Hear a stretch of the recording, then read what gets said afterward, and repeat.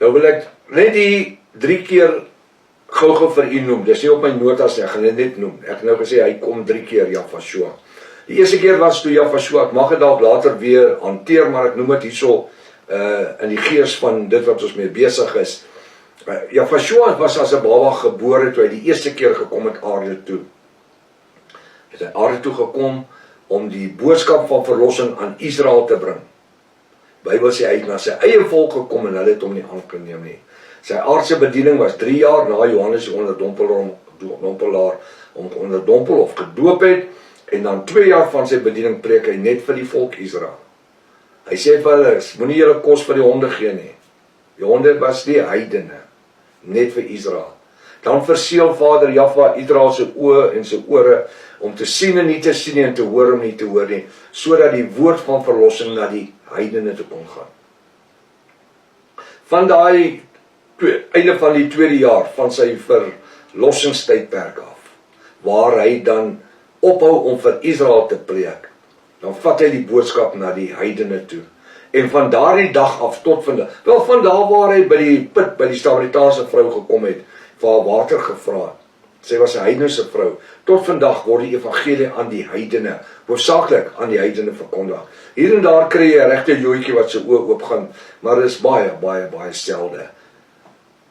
Dis mos hulle wat geskree het toe Pontius Pilatus sê, hier's Barabbas die moordenaar, hier's Jafashua, wie moet ek loslaat? Toe sê hulle, laat Barabbas gaan. Toe was Pontius Pilatus sy hande in water, hy sê, was my hande in onskuld, hierdie Jafashua het geen skuld nie.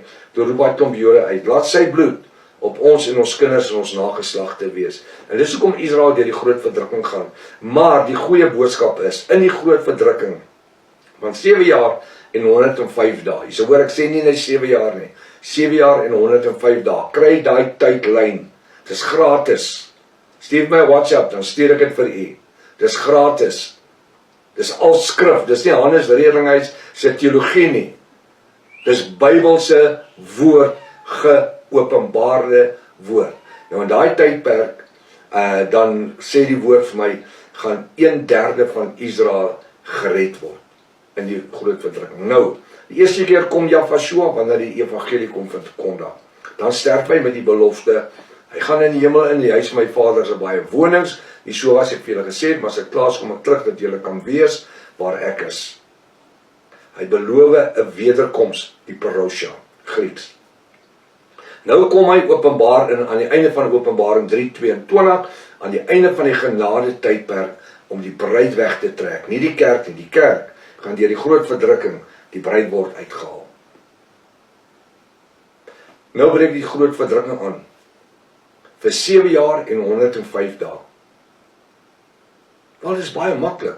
Gaan tel net Daniël 9:27, 1290 dae, en Daniël 12 vers 12, die volgende versie, 1335 dae, 2625 dae, 7 jaar en 105 dae. So maklik soos dit. Dit is jou groot verdrukkingstydperk. Daar's nie en nog, tel ons by nie, en nog, dit is jou groot verdrukkingstydperk. Van waar Jafashua kom vir sy bruid. 1290 dae, Daniël 12 vers 11 plus 1235 dae, Daniël 12 vers 12, hele periode 2625 dae, vat dit maar net sommer so, want dit is in my DNA, en dit is die groot verdrukkingstydperk. 7 jaar, 105 dae. Nou kom ek net terug. Nou, wat gebeur nou?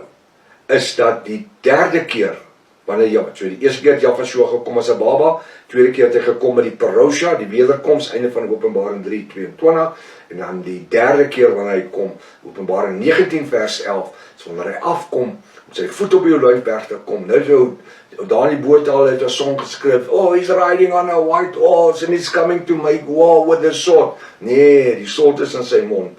Toe hy aan die kruis gesterf het, Jafashua, het hy elke oorlog gewen, hy het elke stryd gewen, hy het alles geoorwin wat daar oorwin was, hy het die Satan uitgeklaar dat hy naak, met sonder 'n broek gestaan het. Dis 'n slegte toestand. Hy het hom in die publiek tentoongestel, naak sê die woord. Kyk na die beeldspraak daar, naak beteken sonder 'n broek, daar staan die ou, Jy kan sy naaktheid sien. Wat is sieklike toestand om te verkeer?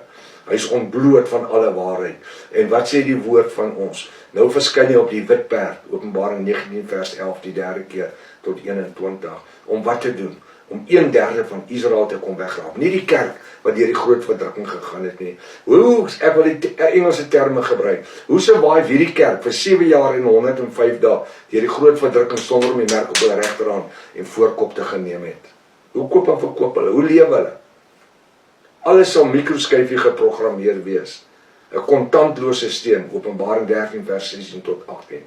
Bitcoin geld, daar gaan nie nood in goed wees nie. Als gaan internet geld wees. Als gaan internet werk.